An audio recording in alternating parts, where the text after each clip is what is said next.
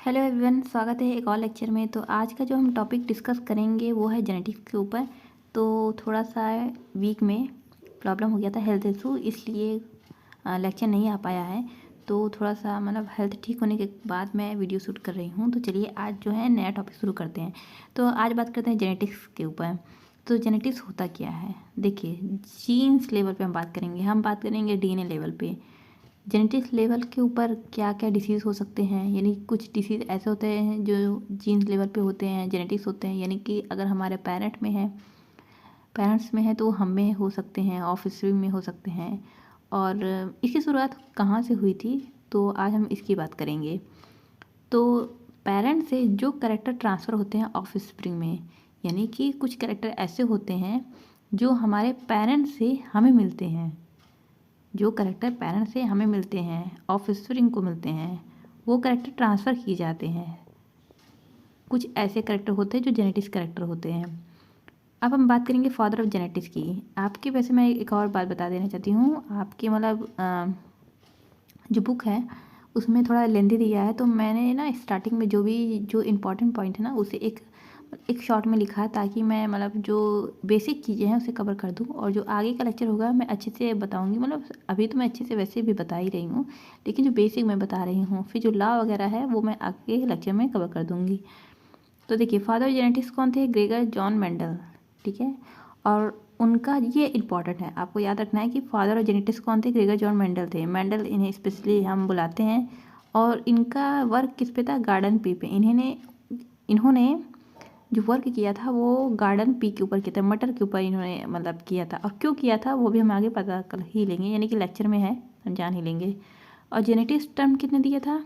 Bateson ने दिया था 1905 में। जेनेटिक्स जो टर्म है, यानी कि अगर जो हम फादर कह रहे हैं तो मेंडल है, क्योंकि उन्होंने खोज करके बता दिया था कि हाँ कुछ ऐसी चीज़ें होती हैं जिसे हम जेनेटिक्स मतलब कहते हैं जेनेटिक्स, ठीक है। टर्म नहीं दे पाते, उन्होंने बताया कि हाँ ये चीज़ जेनेटिक्स से हो रही हैं, लेकिन जो टर्म है जेनेटिक टर्म, यानी उस चीज़ को कहते क्या है, उसे बेटसन ने बताया था कि जेनेटिक्स टर्म बेटसन ने बताया था।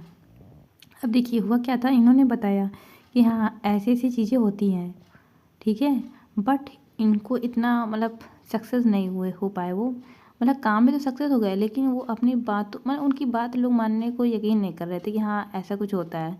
तो वो मर गए। उनके मरने के बाद उनके जो काम था ना उनको सराहा गया, यानी कि जब वो जिंदा थे उन्होंने बताया, खोजी की, लोगों को बताया कि ऐसी ऐसी चीज़ें होती हैं, तो लोग उनकी बातों पे विश्वास नहीं करते थे, ठीक है। फिर वो ख़त्म हो गए। उनके मरने के बाद उनके कामों को रीडिस्कवरी की गई, और ये बताया गया कि हाँ मेंडल ने ये चीज़ पहले ही बता दिया गया है, ओके। तो उनके जो कामों की सराहना उनके मरने के बाद हुई थी।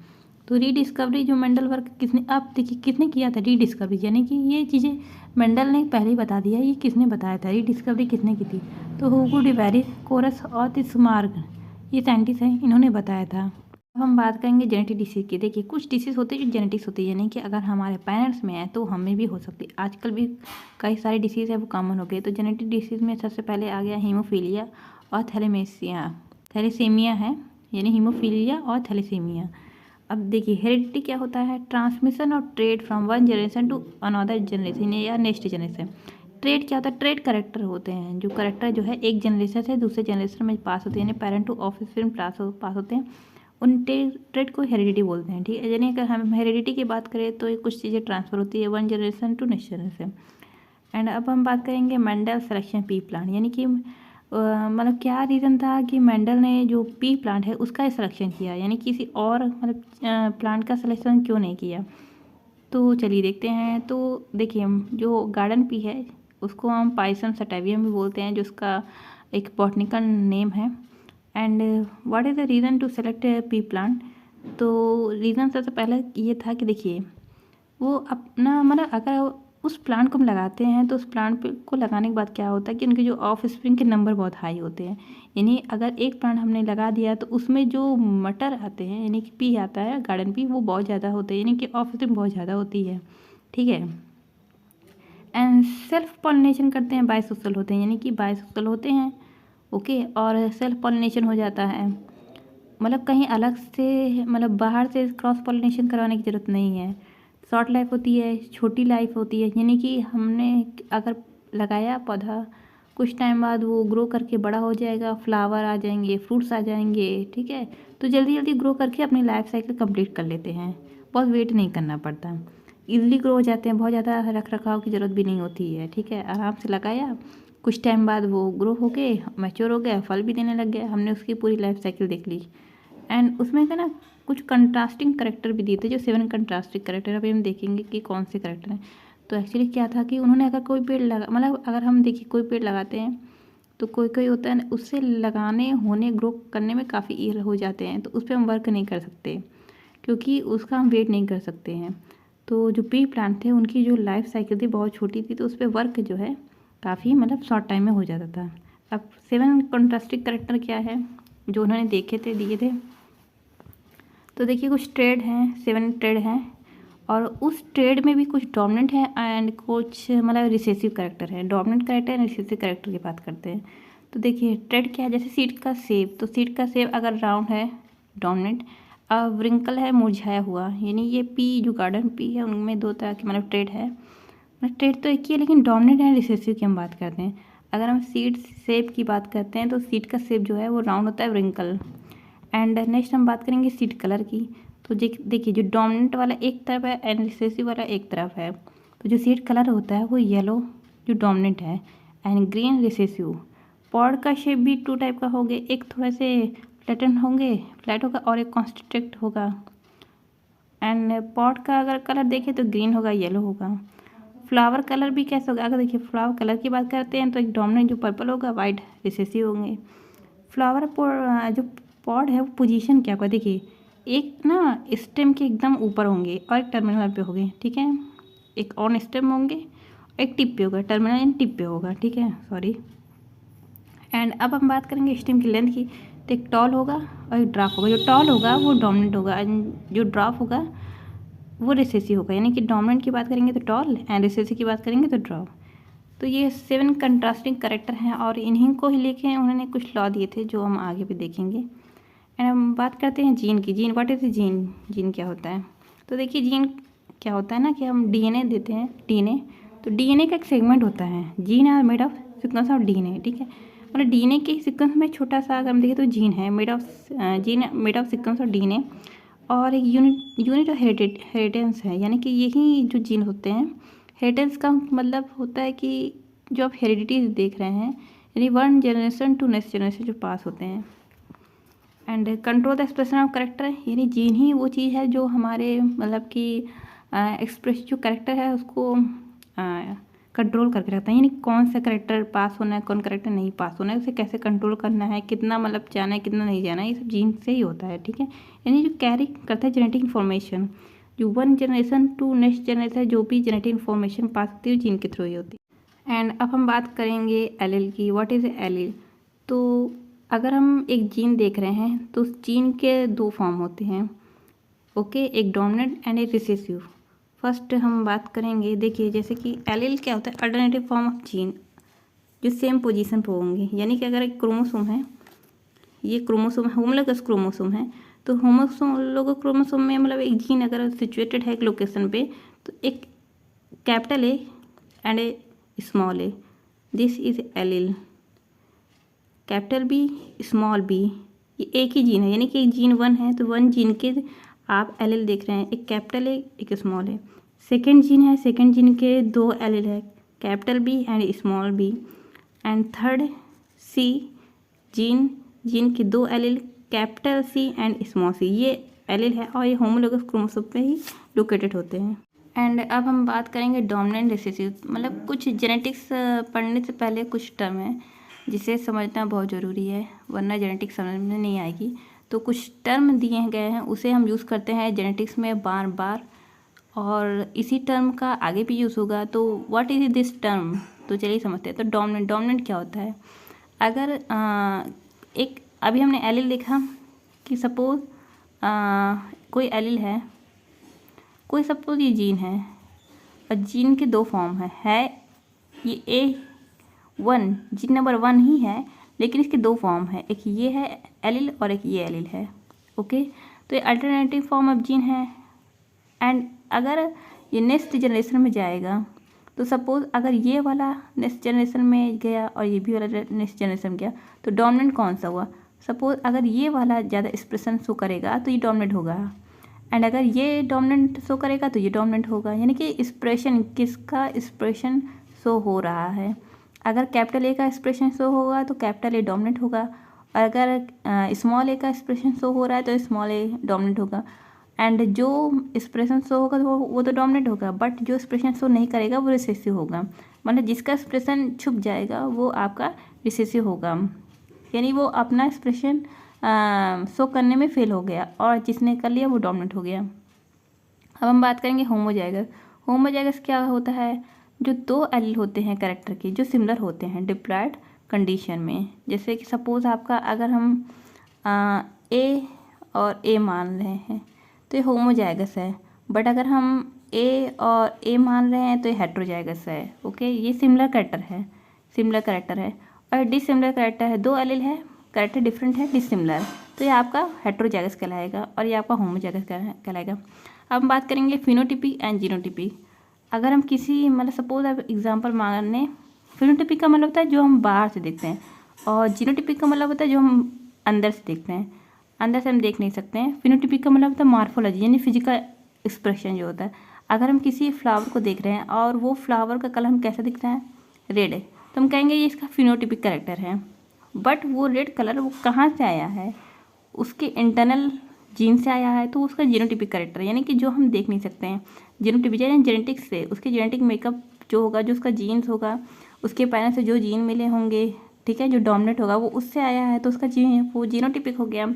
और जो फिनोटिपिक जो बाहर से दिख रहा है कि हमें रेड कलर का फ्लावर है, वो आपका फिनोटिपिक हो गया। तो अब हम बात करें F1 जनरेशन की, तो चलिए इसे हम समझते हैं। तो देखिए, अगर सपोज़ आपका एक ये है टी, ये टॉल प्लांट, टी का मतलब टॉल प्लांट, और हमने टी लिया स्मॉल ड्राफ्ट प्लांट, और इसको हम क्रॉस कराते हैं तो एक हमें कैपिटल टी मिलता है और एक स्मॉल टी मिलता है। तो ये जो हमारा आया ये हमारा F1 जनरेशन होता है, इसे हम कहते हैं F1 जनरेशन। तो देखिए अभी हमें क्या दिख रहा है, टी टॉल और ये टी ड्राफ्ट। लेकिन अगर हम इसको देखें तो यहाँ पे कैपिटल टी है, कैपिटल टी ज़्यादा डोमिनेंट शो करेगा तो हम कहेंगे डोमिनेंट है।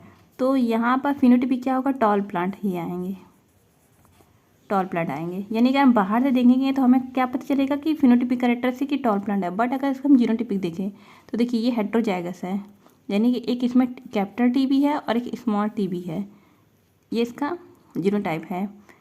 अब देखिए इसी को अगर हम सेल्फिंग करा देंगे, ठीक है, यानी कि इसी को अगर हम दोबारा इसी से क्रॉस कराते हैं, ये लिया हमने और इसको हमने क्रॉस करा दिया, देखिए कैपिटल टी का क्रॉस कैपिटल टी से, तो ये टॉल प्लांट आया। कैपिटल टी का क्रॉस स्मॉल टी से, ये भी टॉल आया।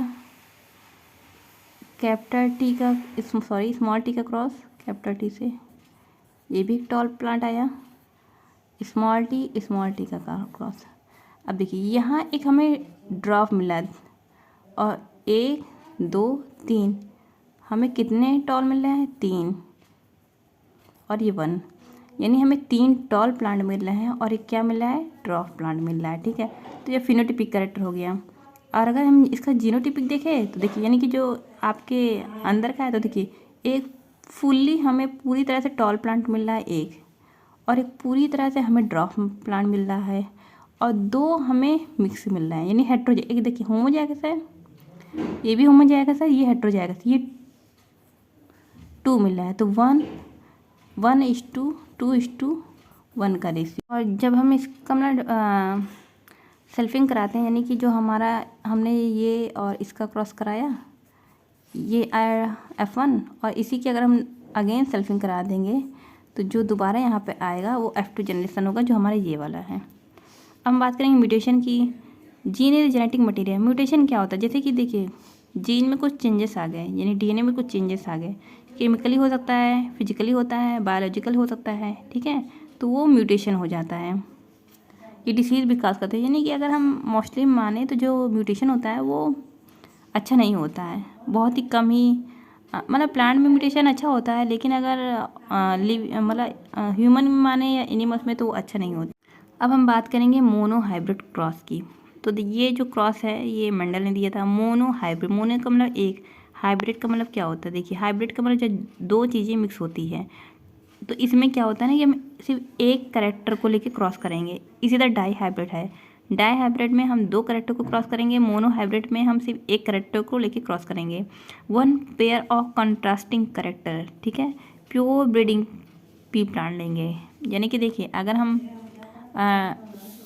फ्लावर कलर देख रहे हैं, फ्लावर कलर, तो फ्लावर कलर एक कंट्रास्टिंग करेक्टर है।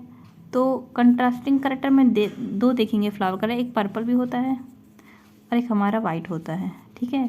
तो हमने एक करेक्टर ले लिया है फ्लावर का कलर, मोनो हाइब्रिड कलर। तो हम फ्लावर कलर यहाँ एक पर्पल ले रहे हैं और एक वाइट ले रहे हैं, प्योर लेंगे, प्योर यानी कि होमोजाइगस। यानी कि देखिए अगर ये है तो ये होमोजाइगस है, और अगर ये है तो ये भी होमोजाइगस है, कोई मिक्सअप नहीं होगा। प्योर हम पर्पल फ्लावर लेंगे और प्योर हम वाइट फ्लावर लेंगे।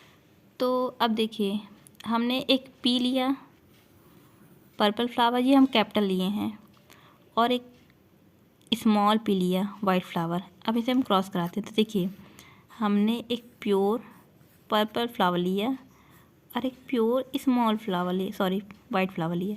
इनको हम क्रॉस कराते हैं, प्योर है, कोई मिक्सअप नहीं है, एक करेक्टर, हमने सिर्फ फ्लावर का करेक्टर लिया है। इसे हम क्रॉस कराएंगे तो एक हमको देखिए क्या मिलेगा, एक हमें कैपिटल पी और एक स्मॉल पी, ये हमारा आ गया F1 जनरेशन।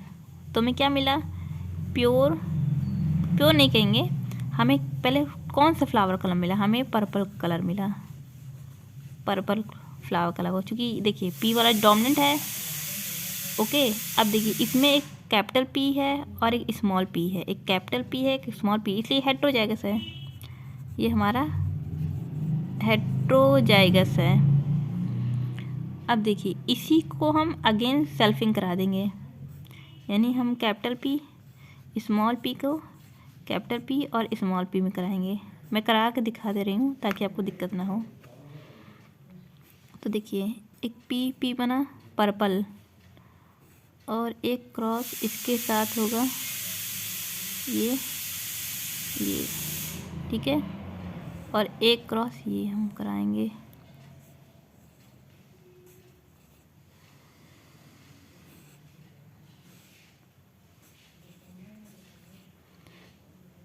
ये मैं इसलिए ऐसे लिख रही हूँ ताकि आपको समझ में आए, ठीक है, सॉरी। तो देखिए एक हमें पर्पल ये मिला, पहले हम फिनोटिपिक देखेंगे, फिनोटिपिक जो बाहर से दिख रहा है, बाहर से देखिए हमको कितने पर्पल मिल रहे हैं, 1 2 3, हमें 3 पर्पल मिल रहे हैं और एक वाइट मिल रहा है, बाहर से हो गया।